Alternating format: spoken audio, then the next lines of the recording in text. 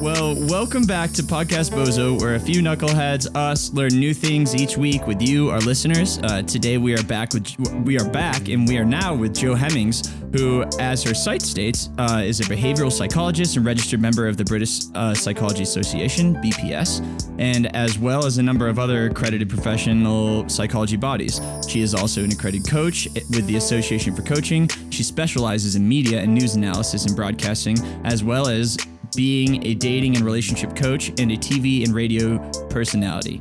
She was voted Dating Expert of the Year in the UK Dating Awards in 2014, 2016, and I've seen many people rank her in the top two celebrity psychologists in the UK.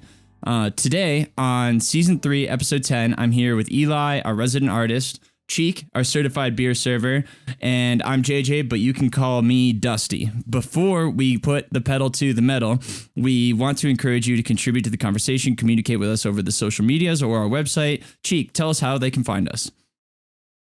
What you're going to do is you're going to go on to either Twitter or Instagram, wherever you like to follow us, and type into that little search bar at Podcast Bozo. That's at PODCASTBOZO.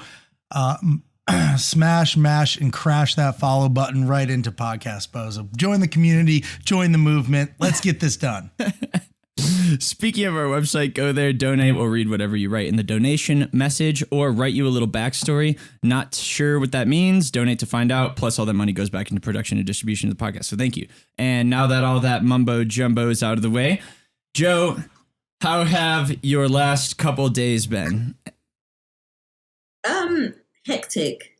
Yeah. I mean, the thing about working in media, which I do a lot, is that nothing is predictable. So you can have days when you wonder if you're ever going to work again, and other days you wonder if you're ever going to sleep again. So, yes, obviously, won't get into too much detail, but the Meghan Markle, Oprah Winfrey interview aired in the UK Monday evening, so some lucky people got to see it on CBS when it was live in the States. The rest of us had to wait, and so there's been 2 days of a lot of questions from radio, TV, print, online, wanting to know what some of her allegations meant and what sort of state of mind that Harry and Meghan were currently in. So I've had a lot of that. Do you ever just wish that Oprah would just not do these things on like a Sunday?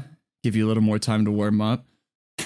Well, of course, in the UK, she did them on the Monday, but because it had already been seen by some people, there were a lot of questions about things that I hadn't seen, but you get snippets. There's a lot of it. It's like old-fashioned broadcasting. I haven't seen this in a long time, where they give you little clips, just tiny tasters, right, teasers to get you in. And so I decided yesterday to kind of turn down pretty much everything. So I didn't want to be, I kind of take my job seriously at the end of the day, and I don't want to be giving an opinion on something based on a teaser out of context. Right. So I felt today, but at least I'd seen the whole thing, and then I could speak with some judgment or some expertise.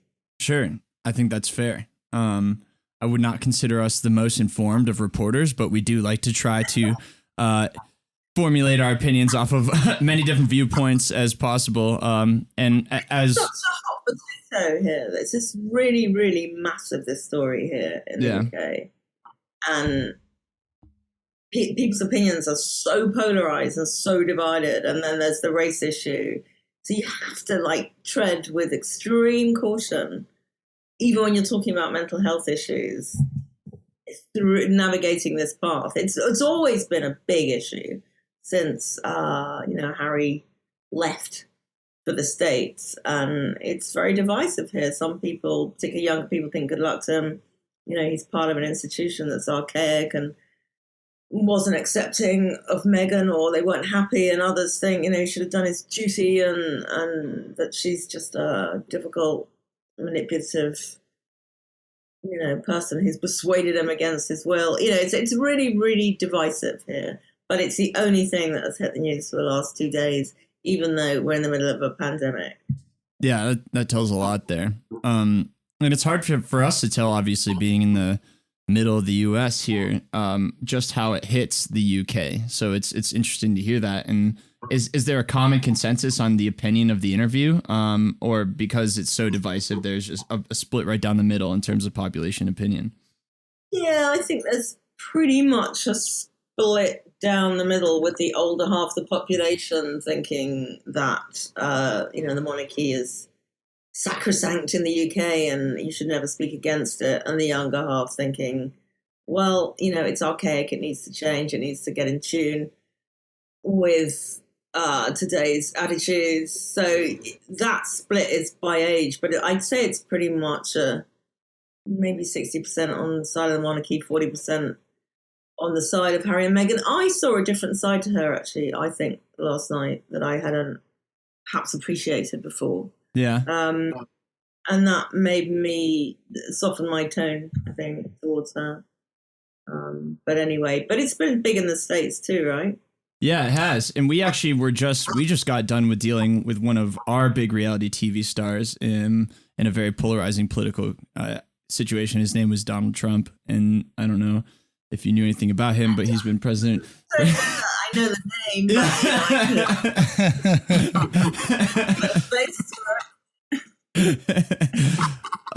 Yeah, well, that was kind of interesting over here too, because he's the one thing I would say, Twitter's become a less exciting place without his lunacy on it. Yeah. And much as I will, of course, follow Biden, I'm a Democrat at heart. It's just not nearly as interesting. It's not nearly as entertaining. We don't have to live under his rule. We didn't have to, but man, that guy was extraordinary from a psychological perspective. Oh, I'm sure you had a blast viewing him. I've seen some of your interviews. Kind of have to be careful. I'm not allowed to diagnose somebody that I haven't met. And the people I have met, that has to be confidential. So essentially that wipes out diagnoses altogether. But I did make an exception for him, and no one fussed when I called him a malignant narcissist many, many times. I saw one of those. And actually, nobody in the UK objected. There were a few Trump supporting fans and dates who called me all sorts of names. Yeah.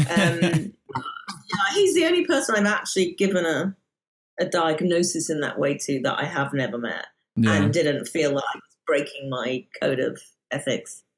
Well, it's kind of a weird position because you're not allowed to. Because we talk about people all the time. We give our diagnoses. We love doing that, like dissecting our friends, like getting into the nitty gritty of their situation. But you're in kind of a position where you can't do that publicly, like, and I'm sure in your head a lot of the times you're thinking about that kind of stuff. Yeah, sometimes you recognize people with, I don't know, let's say narcissistic personality disorder, or whatever it may be. You can say that they're, I don't know, let's say possessive or, creative, or, you can use all those kind of words, but once you string it together as an actual disorder, as a medical diagnosis, then that's definitely that's where it gets on a slippery slope. Yeah. Do you dive into it more with your friends at home, like, or and your personal life when you're just talking? Do you talk about this kind of stuff with them in privacy, or still no? It depends. Obviously, with the current situation with Meghan Markle, friends have asked me what I think, but I'm just another friend expressing an opinion at that point. I know I'm not going to rank and say, yeah, you might think that, but I know better, because that's not my style. People sometimes worry when they find out I'm a psychologist. It's a great room clearer. Yeah. But what are you doing? So we're not in rooms anymore, so it's been at least a year in terms of being out and about from British lockdown. But yeah, I'm a psychologist. It's either kind of, oh my God, is that the time? Or like, okay, what is my body language saying now? Like, but the thing is, you tune out. Yeah. It would be a headache to be constantly watching out for little body language giveaways, or you just switch off. Yeah. I mean, otherwise. That's what I was going to ask. When you're in personal versus professional situations, is it like a switch you can turn off and like leave that part of the examination behind and just, participate at a normal, what we would consider a regular? Yeah, I hope so. I mean, it's like a fader. It's not a switch, it's a fader. So when occasionally you see someone do something really significant. So I remember a girlfriend of mine was dating this guy. Ooh, you would be the best friend. That's a good point. Okay, well, he said something about he'd been married, but he was divorced. And he did this thing with his hands. There are some real giveaways. So his hands, just they were like flat on a sofa, and suddenly all his fingers went like that. And I remember thinking, okay, this guy's not divorced. Guy's still married. Oh. Because it's a real giveaway. And so sometimes you can't help but see something incredibly obvious that even if your fader's down, it's like someone whoops it up again suddenly. So I had to say to her, look, I'm not entirely sure he's giving you the full story. And just, for your own sake, just double check what's happening. I mean, he was married still living with his wife. And well, that's what I mean. You're the best friend for that. You'd be like watching your best friend's significant other, and you'd be like, the guardian, not staring at them. I mean, body language is it's like clusters of things. It's usually 3 or 4 things. I want to get into a conversation. I don't want to be like having a mental checkbox of the things they're doing that give them away. Yeah, because then they're going to be like, "What's wrong with this lady?" Yeah, like that. I'd be this lonely soul. Yeah. Well, we were thinking about how we were going to behave for this. I think behavioral psychology is one of the most intimidating sectors of psychology, even because now maybe we just show up and we're like, "Hello, Joe." Robots. How are you?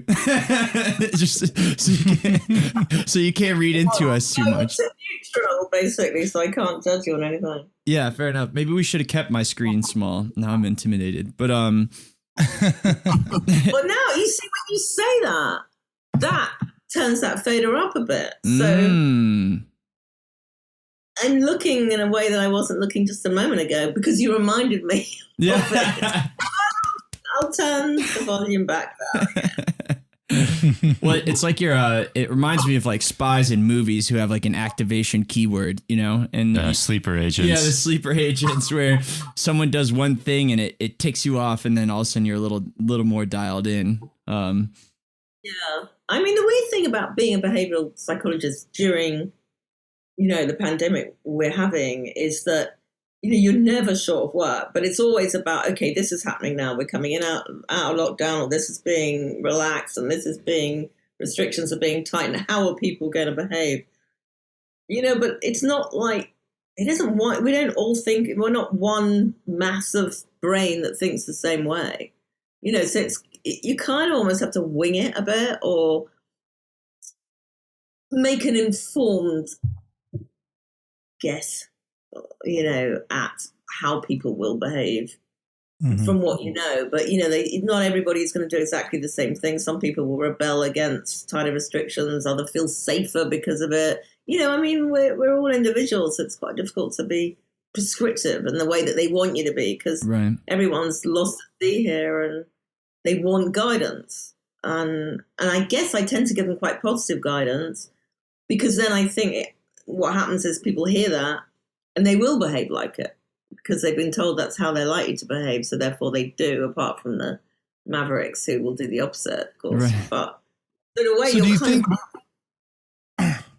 think that behavioral psychology plays a large role for like governments and people's in authority to determine what mandates they are going to enforce, during this pandemic type situation? Like, do you think that the governors of our states are having conversations with psychologists, wondering, well, if we tell people they can't be in a public place without a mask on, more people are going to do that because they want to rebel, or vice versa? Do you think that plays a big role? The mandates themselves probably come through science and medical advisors. It's the presentation of the mandates that perhaps Mhm. there's psychological advice on, because it's the way you get people on side, to sort of Mhm. implicitly get them without them really being aware to do what you're asking them to do because they know it's good for them, Yeah. rather than telling them to do something which they don't want to do and they don't recognize the significance of doing it. It's the Mhm. way you present it will definitely, I hope, have psychologists on the other side, but not in actually the information given out, Yeah. because that's based on data and science and what's happening with I the was virus. listening to a podcast you did back in June, I believe it was, kind of when things were still early on and we were still a little naive in the COVID response. And you were telling whoever the interviewer was that the reason there has become such a big polarization is because the lack of clarity and specificity of the instructions given by the government. And therefore the presentation, it was kind of botched at first, not because the information was wrong, but because how the information was presented. Yeah, I mean, I think that's fair enough. I mean, actually, I think some of the information was wrong. Mm-hmm. And they would, there was a lack. The messaging has to be as clear as anything, simple messaging, because, and then we got into a mess because in the UK we did four tiers of which were geographic. And, there was a lot of people saying, well, hold on, I can cross the road and I can go to the pub. Yeah. But at my side of the road, I can't go to the pub because they're closed. That all became a mess. It becomes messy then. And when people can't filter information clearly, or it doesn't seem to make sense, then they don't tend to abide by what's needed because it's too complicated, and the pub over the road's open and they can go to it. It's in a different county. Yeah. Drinking simplifies everything. So they abandoned that a while back, but that was probably the messiest time of all. Yeah, that's interesting. I sometimes I wonder if the people who are finding an excuse such as I can go across the street and the ordinances are different, they don't want to follow the rules anyways, so they're just looking for a way out. Don't you think that's kind of a case? Because I don't know. I'm speaking. I mean, the people that don't follow the rules, I think, fall into three categories. One is they're, on the edge of cranks and believe that Bill Gates is, putting microchips in our arms with every vaccine, and that this is a world conspiracy to depopulate, whatever. We've seen them all. So on the one hand, you've got them. On the other hand, you've got people who just are kind of naturally resistant people and will, if they can bend the rules a bit, just to make them feel like they're not under some sort of Stasi rule, they'll do it. And then those are people who are genuinely fearful. They're really the most anxious, who, like, if they don't see it, if they just do that, la, la, la, it's not really happening. It's like they don't have any information, so they're just terrified, and so they carry on about their lives as if it's not going on because they're too scared to contemplate what the outcome of it all is. They can't. It's overwhelming for them. Yeah, that's fair. That brought up another thing I saw. What is your opinion on? You don't have. You could just be away from this opinion, but Now I'm looking at you, thinking you're hesitant about. There's obviously a question that Piers Morgan. What are our feelings on Piers Morgan? Okay. Well, I have mixed feelings about Piers Morgan. I actually quite like him. I think he's very entertaining. He's very narcissistic. He's very ambitious. He's smart, but he's sometimes his own worst enemy. I mean, he's like a pantomime character. He plays to the gallery, but he's also very stubborn, and he finds it difficult to be impartial ever. Yeah. He finds it difficult to have his opinion change. He's a self-centered guy, but I do find him kind of quite fascinating. He's a very bright guy, and he's been really instrumental in demanding answers from some of our government ministers about, what the fuck they're doing, because they come on with their pre-prepared, swerving the question stuff. And he's going, actually, you haven't answered the question. I'm asking you a really simple question. I'm asking you a straightforward question. What is the number of this? Or, and they go, well, the thing is, Piers, and no, forget the thing is, just, do you know the answer to this or not? You see, I quite respect him for that, because he's a demanding interviewer and they're not going to get off easily. Yeah. And from that perspective, A lot of people say that about us too. Yeah. Yeah. So if I had once to answer the question, you would just get repeating it. Yeah. Well, the reason I asked that is because I saw you on an interview. He was interviewing you and a woman who was advocating towards taking tag out of schools. And as, I don't know, I kind of believe that's kind of a radical take. Obviously, she had an experience that was unique, and wanted and had a reason behind her finding for that, because it was dangerous. But all Pierce did was she would like make half a point and then he would just yell over you guys. And I was just like, it seems intimidating to interview with him. What's that? I mean, I work as a consultant psychologist for Good Morning Britain. Right. So there hasn't been so much work this year because people haven't been on live in a studio. They've been all down the line. But up until then, I get rung up quite frequently. Someone's going on who's either vulnerable or is talking about a slightly difficult subject, or, are they okay? Are they fit to go on TV? Are they robust enough to cope? And it's always Piers. Yeah. So you have to get inside the head of Piers. I am inside his head and I have to preempt what he's going to ask. And God, if you give the wrong answer, according to the Piers school of, he's going to go for you. He's going to rip you to shreds. Right. So I've had many times when I've said to people, okay, you do this, but you need to give a slightly different answer. You need to give just something that isn't going to get him so he's like a dog with a bone and he's going to go crazy. Yeah. And most of the time they do it. You're kind of grooming them almost not to get chewed up and spat out by him. And sometimes they don't do it. Sometimes they go on and I go, oh my God. Yeah. Okay, you answered that in a way I kind of suggest you probably shouldn't. And then he's gone for the jugular. And so, yeah, I spend a great deal of time inside that man's brain. Yeah. What an awesome sentence. Yeah. I don't know to say what I think of him. Yeah. Well, I appreciate your that full example. It was a small clip that I saw, but I thought it was interesting. I don't go on it that much. I'm much more a behind the scenes person, really, on TV than I am on it. Well, it's such an interesting place, and I know I guess I don't want to put words in your mouth, but are you an advocate for increasing a psychological presence behind the scenes of reality TV and things like that?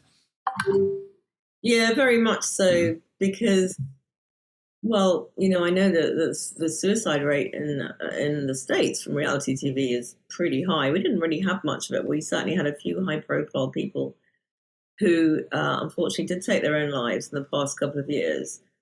And the thing that was always missing was a robust assessment in the first instance, and secondly, aftercare. Aftercare was actually, for a lot of people, the most difficult time is when they come out of a reality TV show, not before they go in it. Because they don't know how popular they've been. They don't know. I mean, social media, as you know, is a cruel, cruel place. And all they go, yeah, I can handle it. Really, you have to give them the talk of doom. And then aftercare, which I used to give actually for free because I thought it was very important.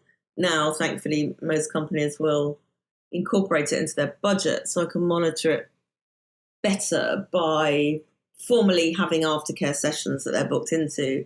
But there needs to be more done. So someone needs to, in TV production, to look at their social media output, to look to see how the tone of their posts are changing, or have they withdrawn from it.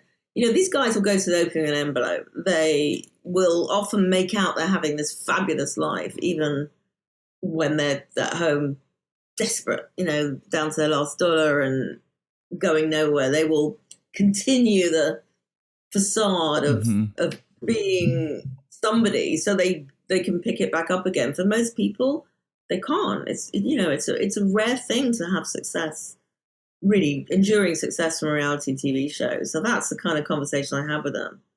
Do you find it easy to diagnose over social media? Is that something you find yourself doing a lot?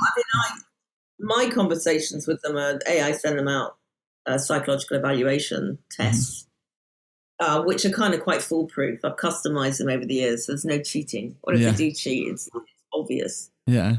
And then I follow up with a Skype or an in-person sometimes back in the day, but a Skype or a Zoom to go through their tests. And then I send a report into the production company or the channel.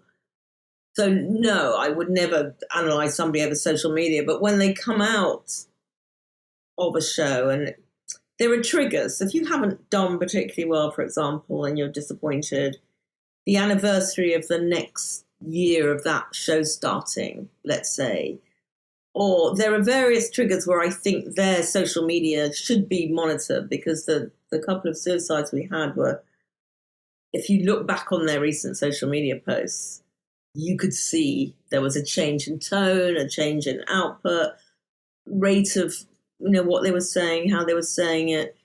Those things should be done by, I could do them, but it should be, it's an easy thing to do, to just notify me, follow them and then say, okay, there's just something off. And then I can get in touch with them and say, okay, how you doing?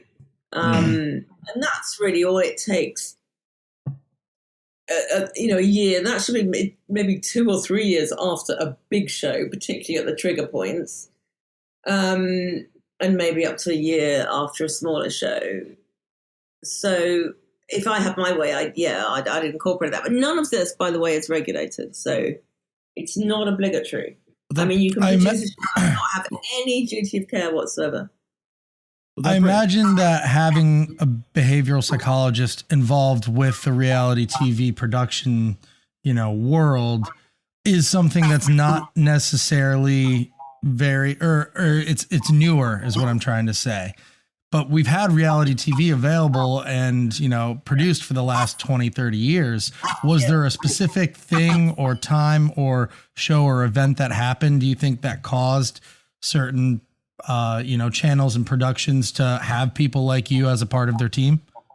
It's a good point. My first experience of anything like this, and I think any show that ever employed a psychologist, was Big Brother.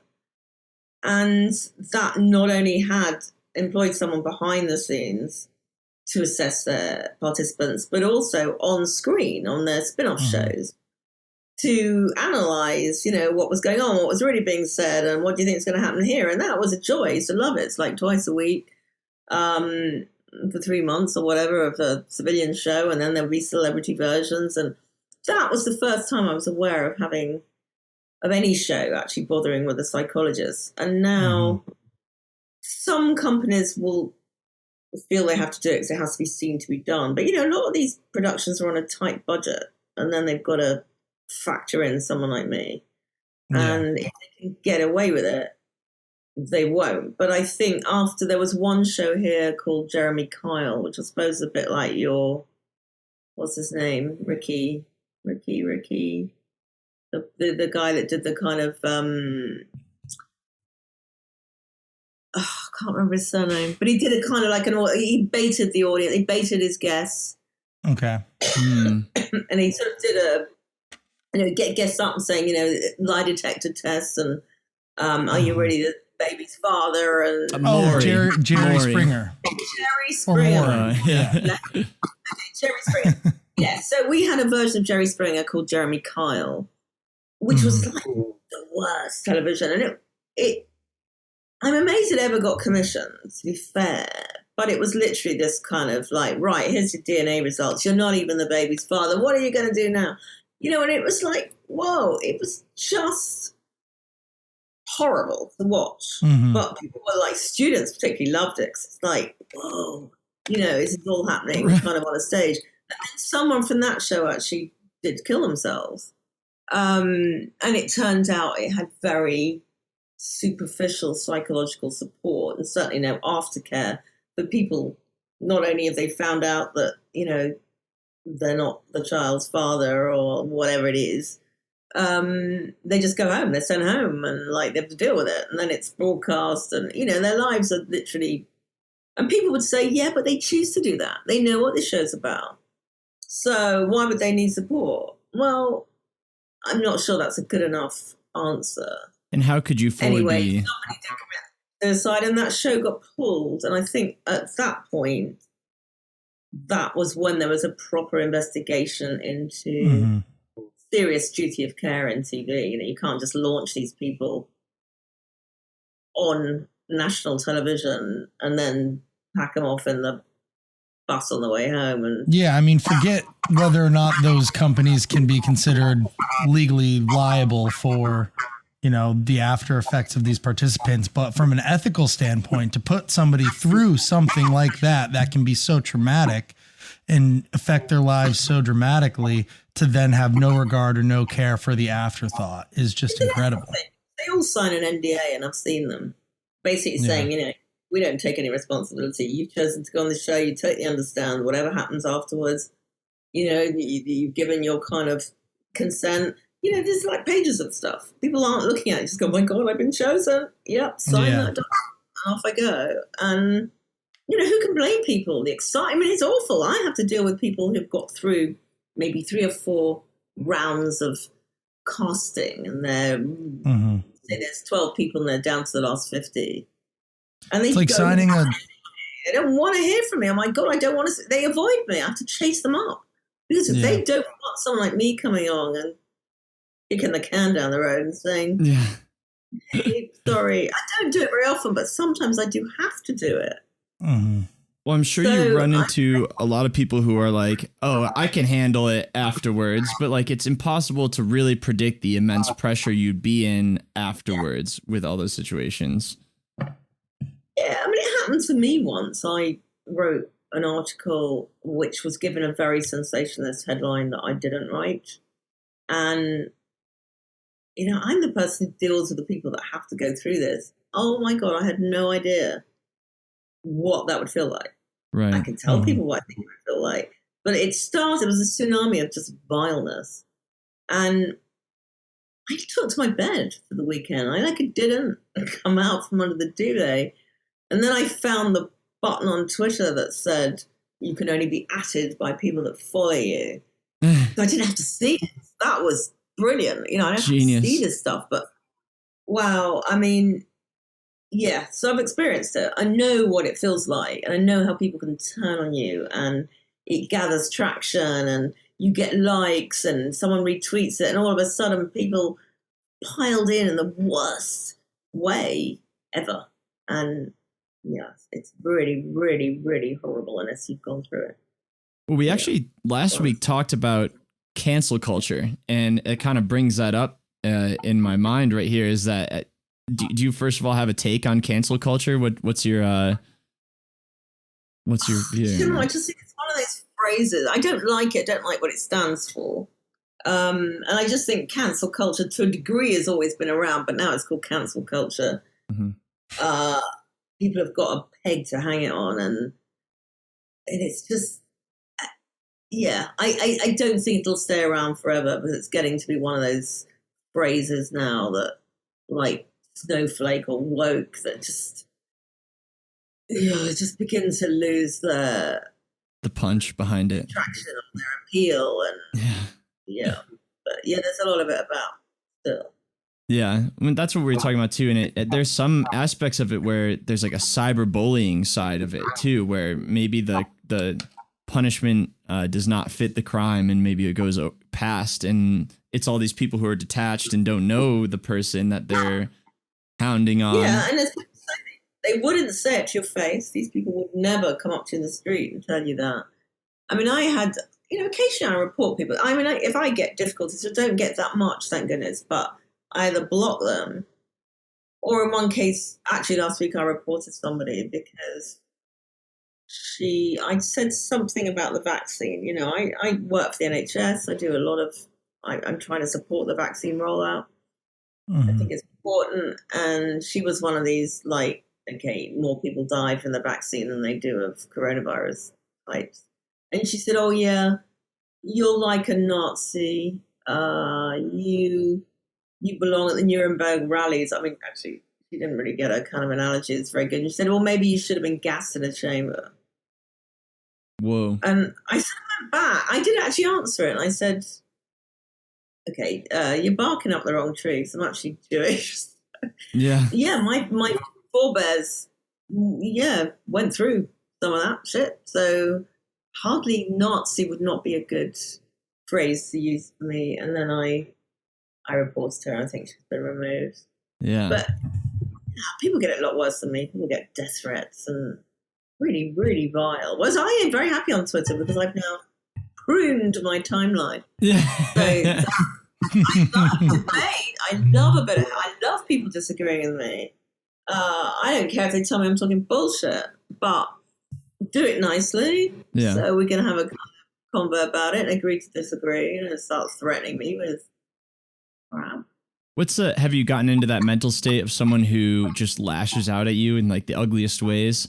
What is that person? What is that? Have they just been scrolling social media all day and they're just mad at life, and then all of a sudden you just happen to have the right tweet at the right time, and then they lash out at you, or what's that? I don't think I've got a posse of people. I'm not important enough to have a bunch of people who are all waiting for me to grow up, or to make the next era of judgment that they can leap upon me like Piers Morgan. Yeah. So I think they just find something that, I quite often get called a TV psychologist says this. I mean, okay, my Twitter handle is TV psychologist. There is no such thing as a TV psychologist. Yeah. But they use it in such a way as to say, oh, you're not a proper one. Yeah. You're just a telly one. So you're obviously not qualified. You just I get quite a lot of that. That's their way of trolling me. Oh, yeah, what does a TV psychologist know? And I used to go back and say, okay, that's just my Twitter handle because I work behind the scenes on TV. And it's 10 years old now. Yeah. I probably would have thought something else, but at the time, that's what I did. And it's not that I'm just a psychologist for TV. So it follows a kind of pattern, really, of the same type of people who just generally don't have a lot to do. And unfortunately, during the last year, more people have had less to do. So it's got more inflamed, I think. Yeah. Mm-hmm. Inflamed. That's a good way to put it. So one thing you're talking about, or Cheek kind of hidden at this, is that you're kind of in a nuanced role of psychology. And I was talking to our girlfriend earlier, and she was saying how she thought about she and I have a friend who's getting his doctorate in psychology, and one of their complaints with it sometimes is that it's a science, so it needs to be proven, right? And so it can sometimes feel like it's behind the times. And so they were saying they would love to be on the nuance sides, like the forefront, where you're kind of breaking into these new studies, these new classifications, that kind of thing. Do you find yourself kind of at that forefront since is that more exciting for you, I guess? Well, I get asked a lot. I get a lot of psychology students saying to me, oh my God, I love what you do. How do you become a media psychologist? Or, how do you get to be on TV? Well, I didn't intend to. It wasn't my ambition, my burning ambition, to work in TV at all. It started with Big Brother. I was like, oh my God, I felt sick, like so nervous that I was going on telly.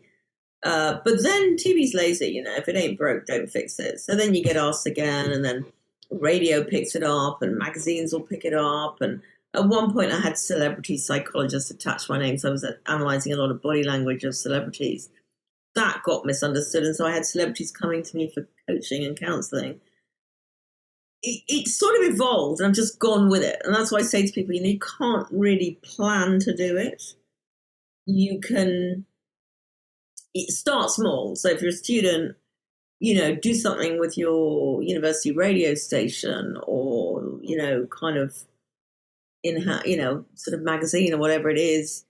Get started on observations, get yourself known at that point. I didn't do any of this, by the way, but I think it's start and give stuff away, do stuff for free. Ring your local radio station, say I'm a psychology student, and I'd really love to come on one of your shows, and you might get the graveyard slot, but I don't know, 1 a.m. when they're filling space. But at least you've got something to build on. You can't just walk in there and say, "Hey, here I am." Like, can I have my job? Yeah. So it just evolved, and I went along with it, and I like where it is. I swim in the shallow end of the pool psychologically. I accept that. I don't do academic research. I do a lot of PR campaigns where I'll interview 1,000 people, and I've got to analyze the data, but they're not experiments as such. Sometimes I do things with people. I used to before the pandemic. Get 50 people together in a room to watch a video, to do something, to see what their reactions are like, to get their pulse rates and their body language, and but it's for a product or a campaign. It's like a kind of mini shrunken version of a proper scientific experiment. And a lot of proper psychologists are very sniffy about it. I've got to tell you, most of the grief I got, I did get. But from my colleagues, the ones who don't like me dumbing it down, I think I'm interpreting it and widening it out for people. Well, yeah. But, I don't know. Yeah. Screw those guys. I think that's really frustrating for other people to turn their nose up to, I thought that was such an interesting phrase. You said you swim in the shallow end of the pool in regards to behavioral psychology, but the field in which you find yourself, the general public holds a lot of value and spend a lot of time, consuming the product that is being produced by these networks and these channels. So in some ways it is extraordinarily important because it reaches so many people and has the potential to reach so many different people. Yeah, it's a good point, and it does. But the trouble is the portrayal on my presentation, from confidentiality reasons, they don't know. They won't know when I've worked on a show. Sometimes a show will put you in the credits, and when you've gone in the credits and the show has been broadcast, you can say, "Hey, I worked on that show." But sometimes they don't want to. You just don't say that you've worked on a program. You can't say it because you're bound by confidentiality not to reveal it. I do a lot of work voluntarily for frontline staff with the NHS in the UK. I do give seminars. I don't tweet about that. It's something I do because I want to give something back, and it's like swapping a skill set. It's like if I was a gardener, I'd be going out and helping old ladies with their gardens, but I'm not. I'm a psychologist, so I can give something back in difficult times. Like, obviously you don't charge, and obviously I don't say it. If somebody else says I've done it, I might retweet it. Look, I'm not a saint, but I don't. Yeah, I will promote myself. I've written an article or something, or I'm about to go on telly or a big radio thing. I will say, "Hey, I'm going on this." But a lot of what I do, either I can't say or I prefer not to say. Mm-hmm. So people get a skewed view of you.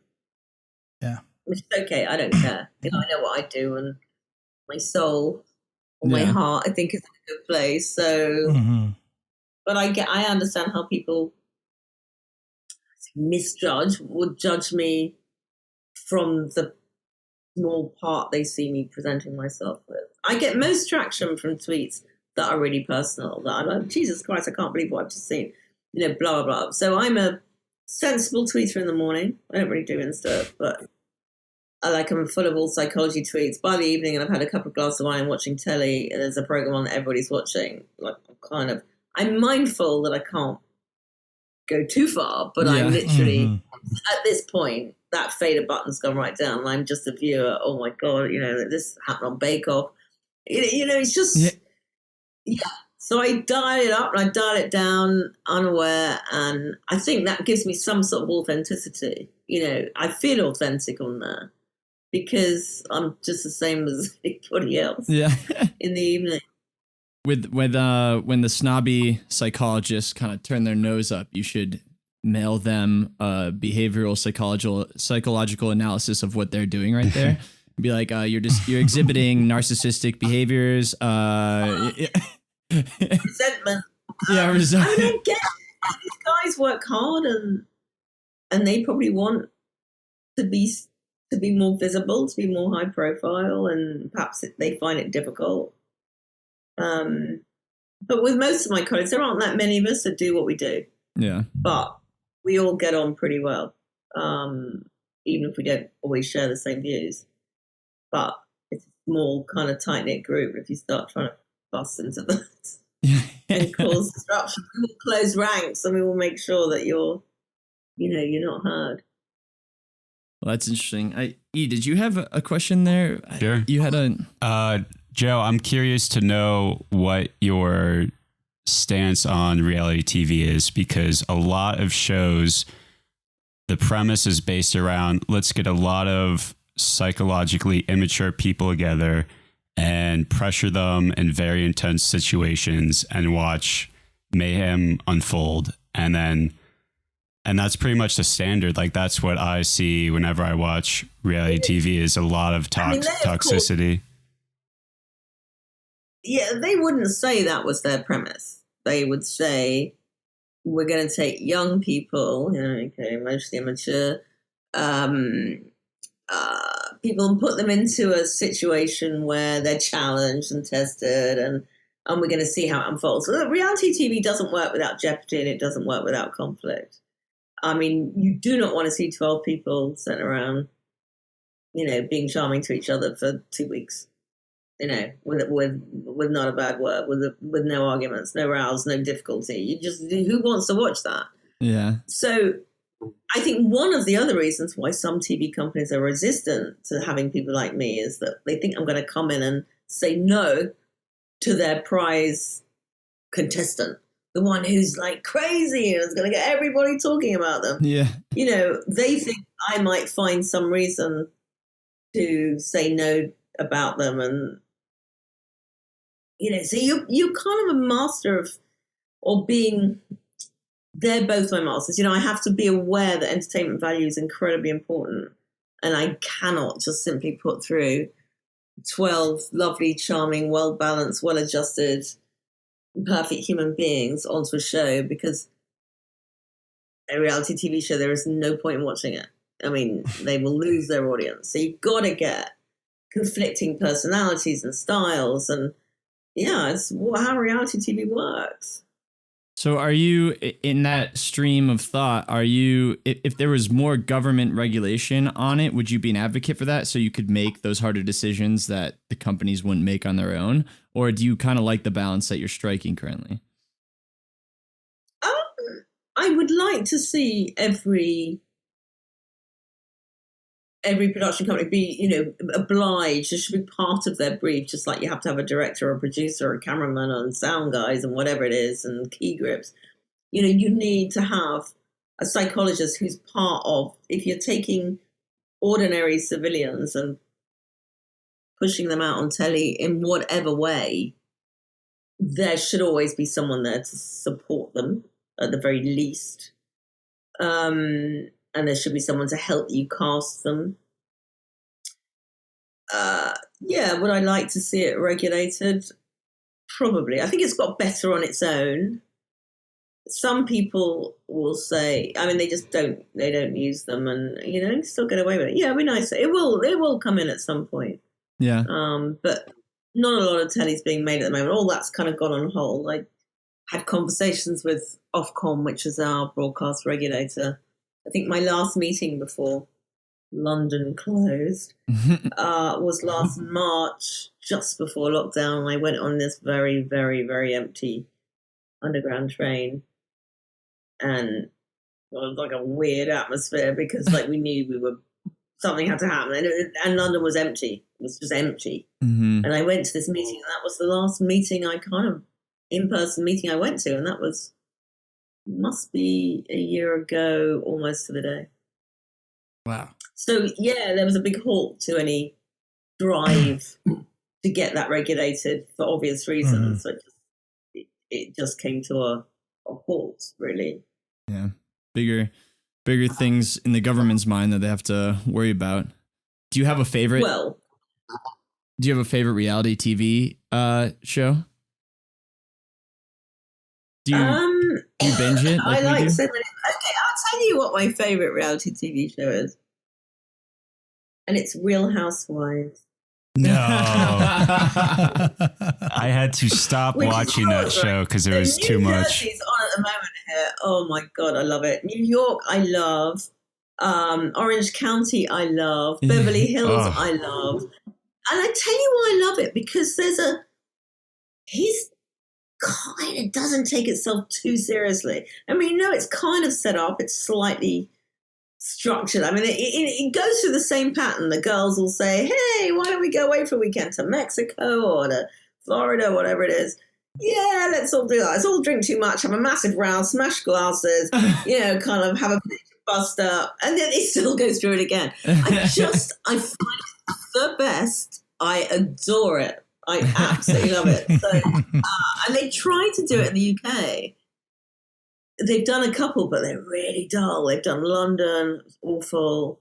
They've done Cheshire, which is a county in the north of England. It's just not the same. Yeah, I love it. JJ, do you have a favorite reality show? Do I? E and I. Yeah. We binged a whole season the other day. E and I binged Are You the One? Have you seen that one, Joe or Sean?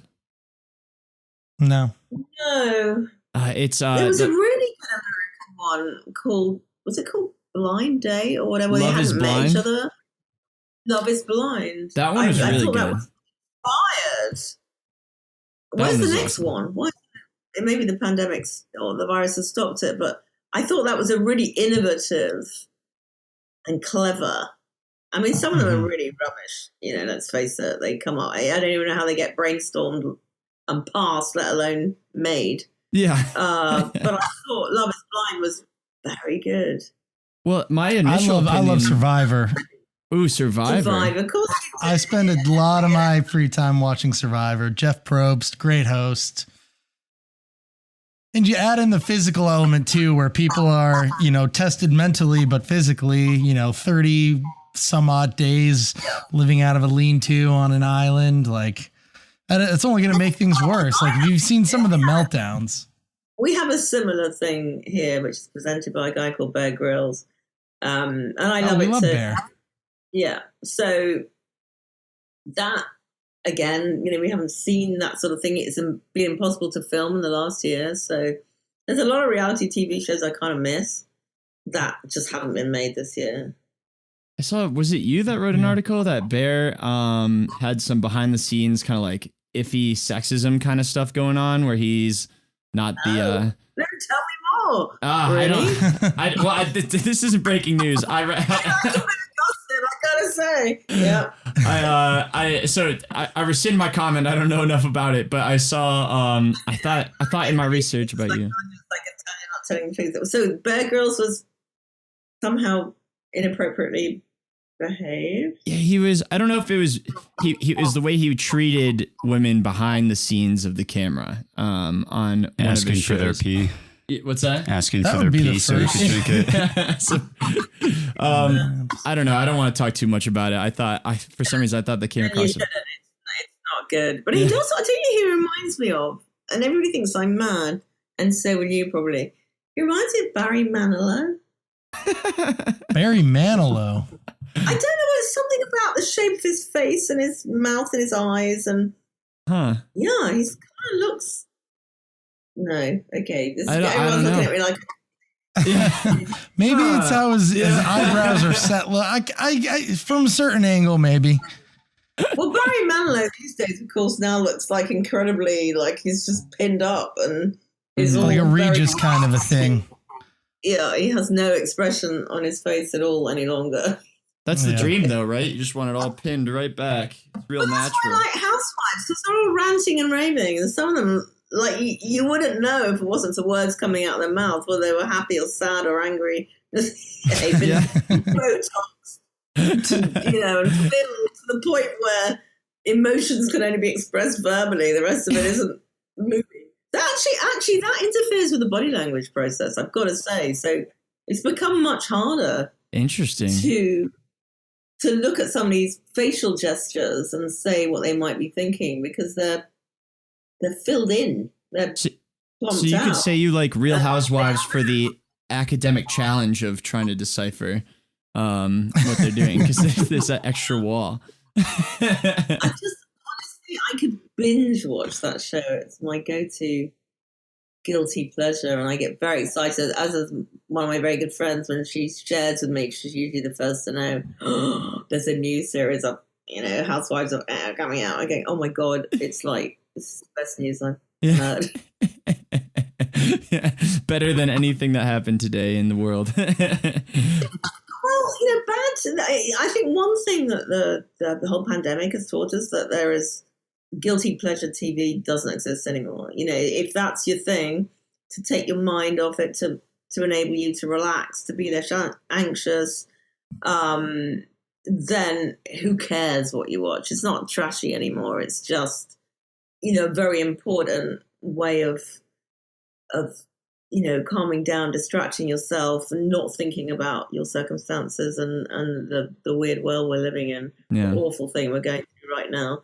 So yeah, trash TV is to be. It's meditative. It can be meditative. But it's certainly, the things that people would call guilty pleasures now, like we've all let ourselves do it, and it's important to do it, and we recognize that, I hope. Yeah. It's escapism. We need to escape into somebody else's crazy world, which is not our crazy world. That's true. Give someone else's problems the limelight for a little bit of our day. Well, that's Eli. Joe, do you enjoy people watching? Yeah. I think actually, in truth, I'm quite an introvert, and I've always enjoyed people watching. Mm-hmm. So I used to sit there, even when I was at college, on the sticky carpet floor of the bar, and just watch people. Just like, I'm really much more happy. I'm much more happy, much happier. Watching people and not having to participate. So I'm great with one-on-ones. I'm the worst person at a party. I'll just go home early. Yeah. I kind of feel I'm not great with big gatherings, but I like to be able to observe people, but not in a kind of like a voyeuristic way. Just curious, like, I'm nosy. I like looking at them. I mean, half the reason I went to psychologist. just that reason. Yeah.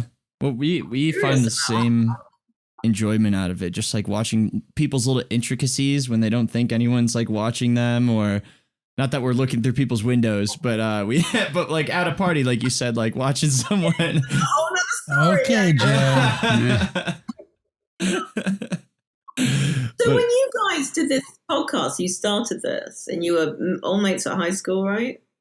Yeah, and essentially. To me, at my age, you don't look long out of high school. I'm just getting a WhatsApp call, which I'm going to decline. You could rope them in. New York. I could let them in. I think she might get a. She lives in New York. God, that's really threw me. I didn't realize that would come up like that. So you did this just out of why? What drove you to do this? Where's your ambition in all this? Is it to do more than you're doing now, or are you happy having an outlet for? Yeah, we all have daytime jobs, and I guess I'll just speak for myself rather than them. But we all have like regular things that we're doing, whether it's an art program or my job or Sean's job. We're all doing something, and we kind of wanted an outlet to think differently on a weekly basis. And we do a little research. When we don't have guests, we do about 5 guests a season, and then we do 5 whatever episodes where we research a topic and then teach it to the other 2. So we'll rotate kind of doing that. And I think for me, it helps us think. It's like proper teamwork. I mean, and it's nice. I'm obviously enjoying it. Yeah, we love it. I don't see any end in sight. We don't have a huge following, but we've gotten some very interesting guests on. Like I said, like we've had NASA journalists, film critics, people like you who are kind of best in class. And I don't know why you guys agree to come on this podcast, but for I think because you were charming and you just caught me at that moment and you just said, like, do you want to do it? Like, and, there's some things I do have to say no to. And occasionally, I can always try and help out students, 100%, charitable work. And then guys just happen to pop up with a charming, just had a nice manner about you. That's us. We are charming. I was going to say, you'd be the first one to describe JJ in a charming manner. Your psychology skills were correct. Yeah, you're a decent guy.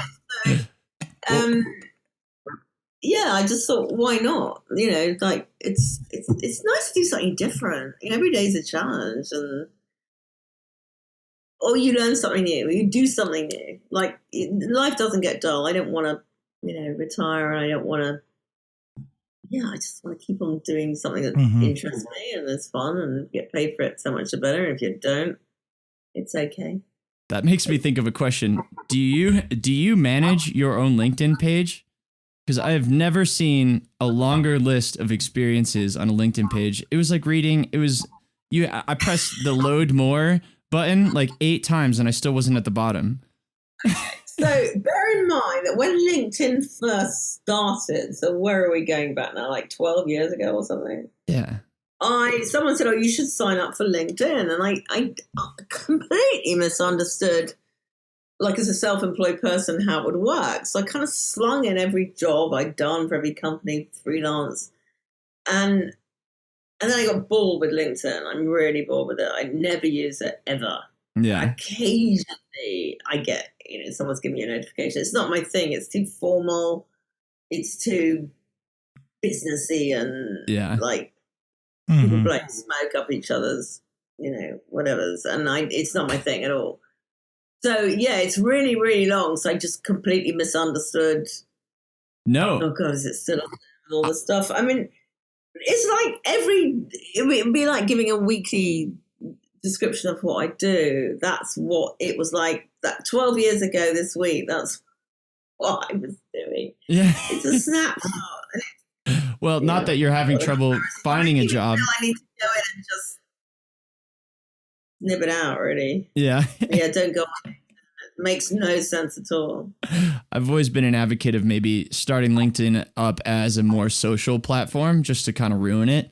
And like posting pictures of you at the beach. But it's just this whole kind of, well, look, celebrate this work and look what I've done. And I don't know, I just don't get it.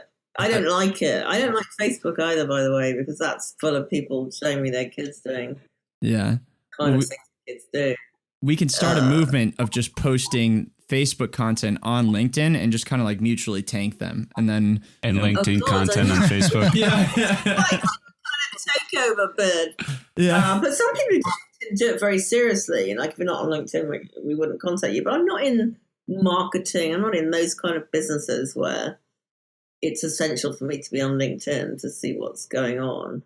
Well, at this point in your career, if someone wants to know something about you, they just Google your name and you have 1,000 appearances. You don't need a resume anymore. Like your resume is your web. I do have a TV resume actually, which I send out. But also you get people on Twitter saying, hey, can you follow me back? I want to email, I want to talk to you about something.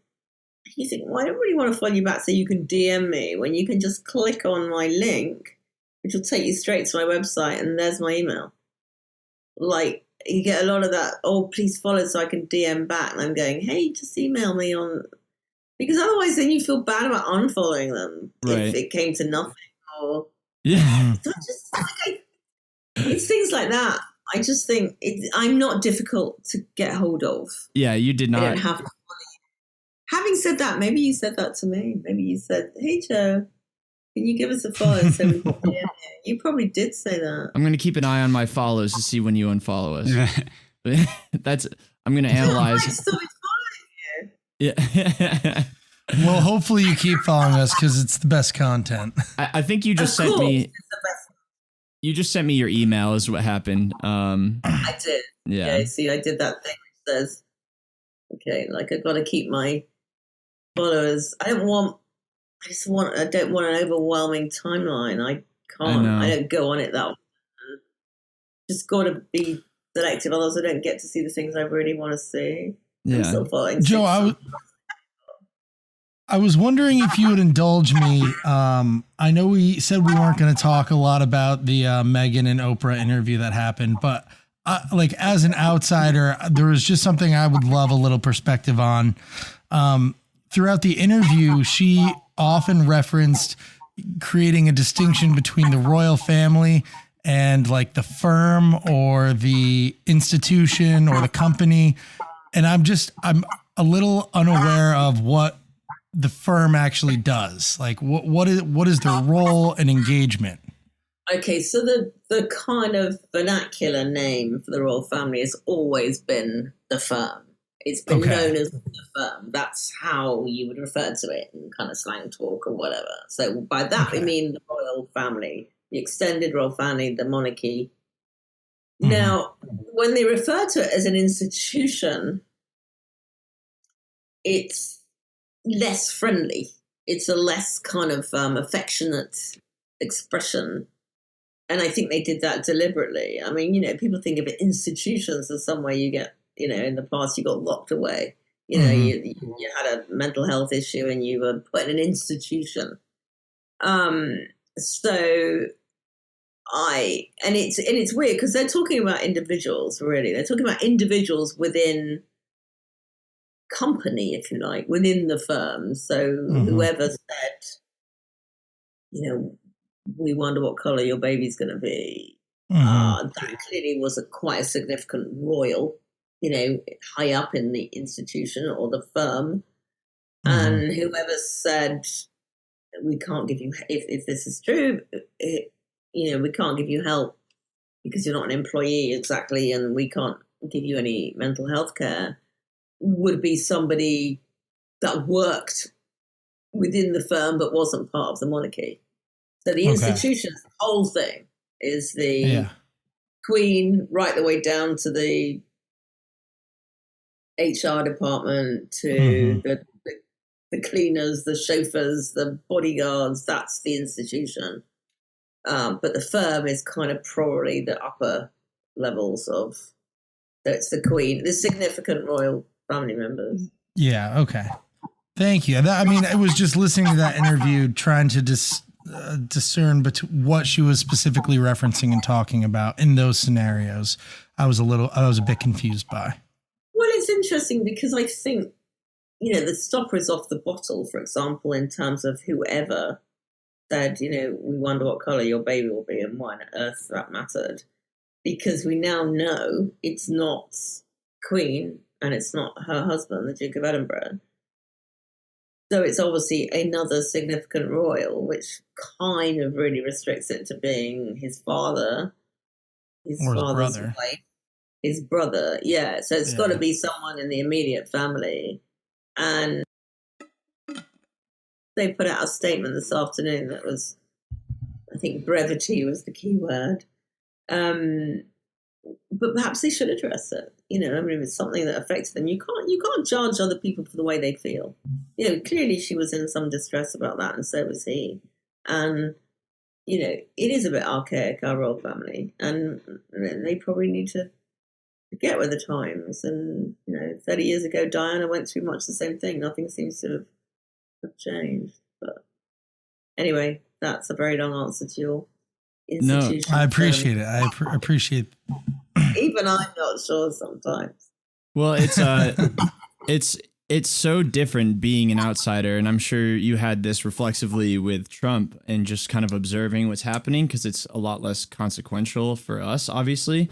And so we have this like I'm sure Trump was like this too, but it's almost like it seems more like tabloidy for us, because it's like, oh, look what's going on over there. And I wish we had that observation standpoint for Trump, because I think objectively it would have been kind of funny to watch. But when it's affecting you directly, it's just like, oh. Yeah, 100%. One of my closest friends, he lives in New Jersey, and we met each other for 100 years. And I remember having the conversation. I was going, okay, I think Trump, this is like 4 years ago, I think Trump might get in. He's going, oh God, don't say that. It can't happen. He does. I'm leaving. I'm coming back, because he didn't come back, and he did get in. And I'm laughing sometimes at some of the things he says. You don't have to live with it. Yeah. Like, the guy, insane. Yeah. And it's fun. But for me, it's like, hey, 70 million Bozos can't be wrong, But he's entertainment value. Yeah. He's hugely entertaining, from his orange face to his ridiculous hair to his, God, just, yeah, I kind of miss the dude. Not if he was my leader, really, but just for his like outrageous lies. Yeah. I mean, God, it's spectacular to watch. It's a shame that no network will probably ever pick him up for like an apprentice role again, because it would be really funny to see him like go back down to that level and be like, that guy used to be our president. He's like the host of Fear Factor. I saw him up here. He was like going, "I'll be back. I'm coming back," and he's like a cult leader. I mean, Oh, he is. from my perspective, I think, how have you brainwashed this many people It's into believing you're? you got to tell us that. Yeah. I don't know. I mean, I'd love to have a sit down with him. Oh man, I bet. Myself at any time. I feel like he's such a dominant. I think he'd be inappropriate in some way, but yeah. Yeah. He's got such a dominant personality. Sense of humor Oh, go ahead. I'm sorry for interrupting. like, that's how we are. We are kind of, there was a film with Sacha Baron Cohen and Rudy Giuliani. Did you see that? Disgusting. Borat. The Like, second one. oh my God, Rudy Giuliani. I mean, this is like, it's happening in real time. He's like doing this stuff with this. Ugh. Oh my God. I mean, it was the best bit of the film, which was a bit of a weird film, but that on its own was just like, I don't get America. Yeah. Like, how is this guy sucked into this scenario like a schmuck of the highest order? Yeah, I don't know. Yeah, that sort of thing, that kind of pranking thing fascinates me.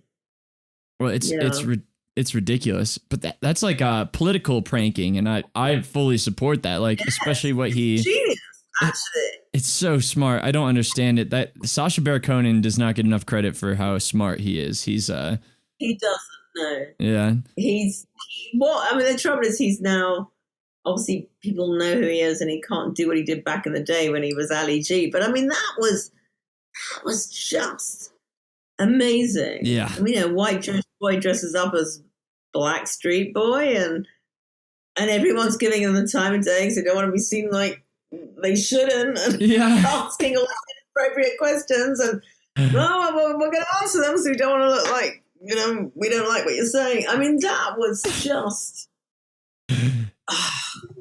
he's possibly disapproved of in certain circles, but I do find him a clever man. Yeah, he's definitely done some off-color things, but he's got a lot going on. A lot of comedians don't get enough credit in general for how like smart they are behind the scenes and how calculated their actions are. That makes me think of another thing is there's this trope, I guess, in all of work, but like where you're never good at what you do, like when in terms of like using it on yourself. So like I'm a marketer. I never market for my company. I never do it. I don't know why. I always think like, oh, I should be doing this for my company, but I'm always too busy doing it for someone else. And I've heard that kind of applies as well to psychology, where you're able to have this objective wisdom on someone else's situation. And then all of a sudden when it comes to you like might be like, oh shoot, like why didn't I think of that? Or some, is that true? Well, no, I mean, the thing is, I think it's like physician heal thyself. It is.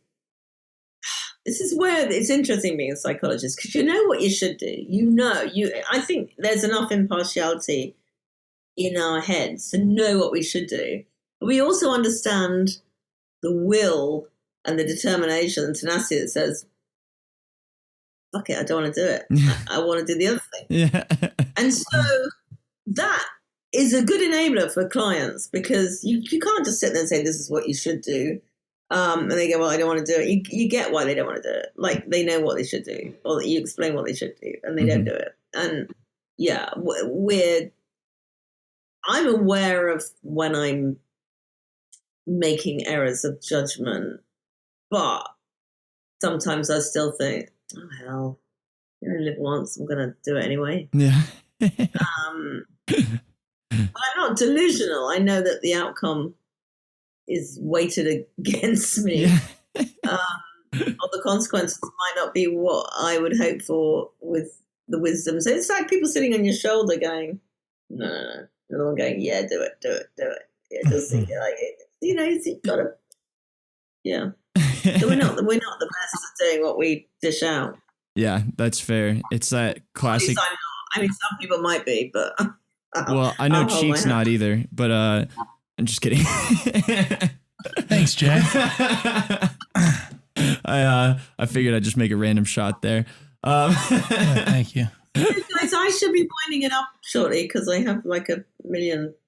All right. things on my phone. Yeah, we've Like, kept you for way longer Far too than long. you owed us. It's actually at been all. absolutely lovely, but I think your listeners might be getting bored by this stage. Yeah. I mean, tuning out. You're losing one of those 110 people, and you can't afford to do that. Yeah. Well, we really, really appreciate you coming on and taking the time. And I know you're busy there with everything you've got going on, and it's time for a wine and Real Housewives session. Maybe take some time. Well, actually, tonight it's Celebrity MasterChef. Ooh. So that's kind of celebrities making a mess in the kitchen. And also something called The Circle. Don't know if you get that in the US. We do. I only watched the first 3 episodes, and what? Okay, so Why we have should I go back? Celebrity Circle. Ooh. This is all for Stand Up to Cancer, which is one of our campaigns at the moment. So basically, celebrities are in there for a couple of weeks. Oh, that's fun. So this is all in a great cause, but I love celebrities taking the role of civilians in random TV shows. It's just the best. Best of both worlds. Wonderful. So that's my night sorted. We'll enjoy. Well, enjoy. Thank you very much again. Thanks, Joe. It's great meeting you. Have a nice night. Thank you. Thank you. Thank you for having me on. Yeah, of course. All right.